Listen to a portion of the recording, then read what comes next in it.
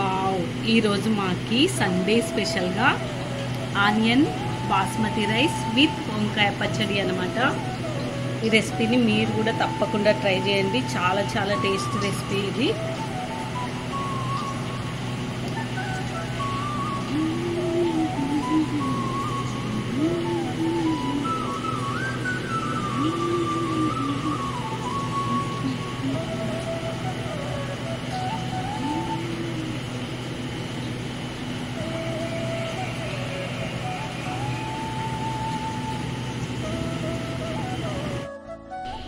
Hello hi, నేను మిశ్రాని.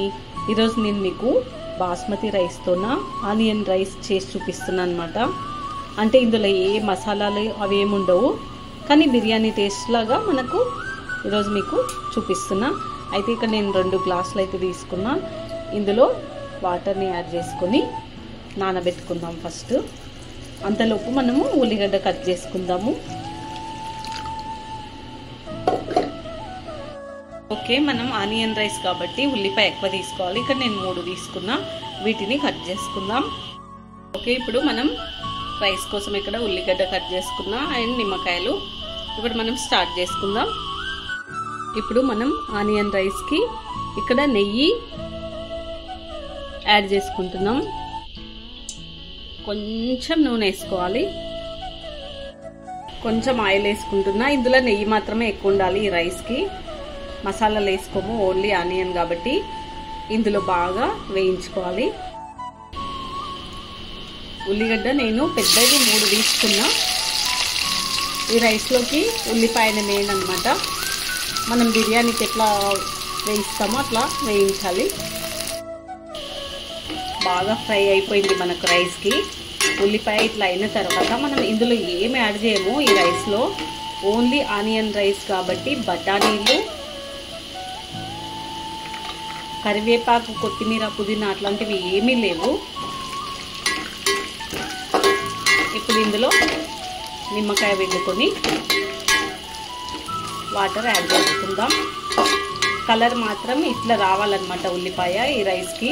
నెయ్యిలో బాగా వేగితేనే మనకు రైస్ టేస్ట్ వస్తుంది. ఇప్పుడు నిమ్మకాయ పిండుకుందాం. మన పులుపుకు తగ్గట్టు పిండేసుకుందాం. నేనైతే 1 పిండుకుంటున్నా. ఉప్పు వేసుకుందాం.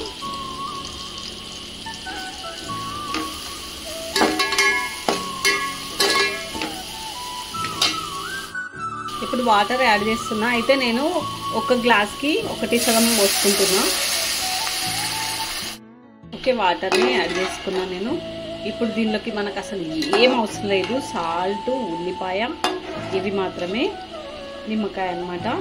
ఇప్పుడు ఇది మరిగించుకుందాం. వాటర్ అయితే మరిగిపోయినాయి. మనకు రైస్ కూడా బాగా నానినాయి కదా. ఇగో బాస్మతి రైస్. వీటిని ఇందులో వేసుకుందాం మొత్తాన్ని. ఇప్పుడు ఇది ఉడికించుకుందాం మూత పెట్టుకొని. ఒకసారి కలుపుకొని మనం సాల్ట్ కూడా ఇప్పుడు చూసుకోవాలి. రైస్లోకి తక్కువ పడితే వేసుకోవచ్చు.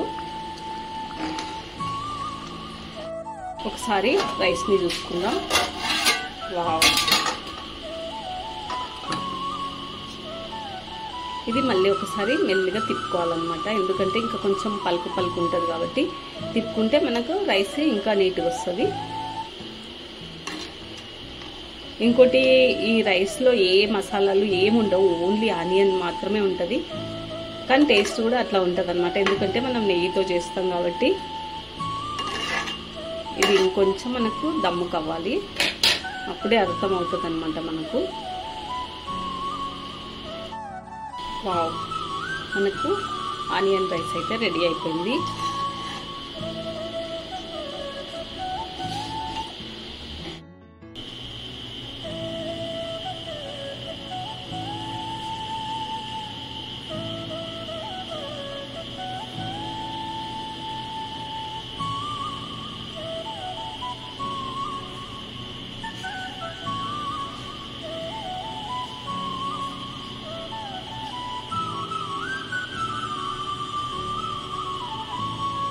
అన్నం అయిపోయింది. ఇక్కడ దానికి కర్రీ చూపిస్తున్నా నేను. ఆయిల్ వేసుకుందాం.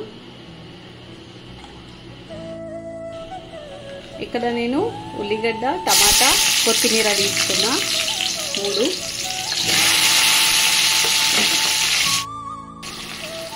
పసుపు, ఉప్పు. ఈ రైస్కి ఈ కర్రీ బాగుంటుంది అన్నట్టు చేస్తున్నా. ఇప్పుడు ఇందులో వంకాయలని యాడ్ చేసుకోవాలి మనం. మనకి ఏవంటే అవి వేసుకోవచ్చు, తెల్ల వంకాయలు కూడా వేసుకోవచ్చు. మనకు వంకాయలు మగ్గేలోపు మనం దీనికి మసాలా ప్రిపేర్ చేసుకుందాం. ఇప్పుడు బాండీలో నువ్వుల్ని వేయించుకుందాం. ఇక్కడ మసాలా కోసం నువ్వులు వేయించుకోవాలి. ఇవి కొంచెం చిట్టపట్ట అంటున్నాయి కదా, ఇందులో ఎండుమిరపకాయలు, చింతపండు, వెల్లుల్లి, జీలకర్ర ఇవి వేగనివ్వాలి.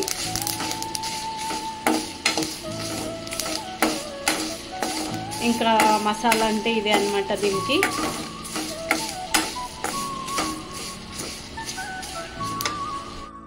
ఇప్పుడు దీనిలో కొంచెం చక్కెర కొంచెం వేసుకోవాలి, కొంచెం ఉప్పు వేసుకొని గ్రైండ్ చేసుకుందాం. మనకు పొడి కూడా రెడీ అయిపోయింది. ఎండుమిర్చి వేసుకొని ఇప్పుడు ఇది బాగా కొంచెం చిన్న మంట పైన ఉడికించుకుందాం. వావ్, నాకైతే చాలా బాగా టేస్ట్ కూడా వచ్చింది. ఇంకోటి మనం ఇది ఇట్లనే మగ్గించుకోవచ్చు ఇంకా. కానీ నేను కొంచెం దీనిలో వాటర్ వేసుకుంటున్నా.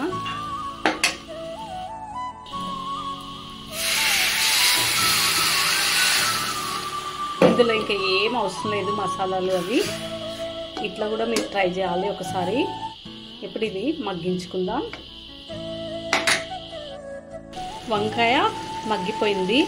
ఇంకోటి స్టఫింగ్ కోసం కూడా మనం చేసినాం కదా, అట్లా కూడా చేసుకోవచ్చు, ఇట్లా కూడా చేసుకోవచ్చు. నేను రైస్ కోసము ఇట్లా చేసుకున్నాను అనమాట. ఇప్పుడు ఇంకా కొంచెం మగ్గాలి ఇది, అంటే మన పచ్చడి లాగా అవ్వాలన్నమాట, వంకాయ పచ్చడి. ఇది ఇంకొంచెం మగ్గించుకుందాం.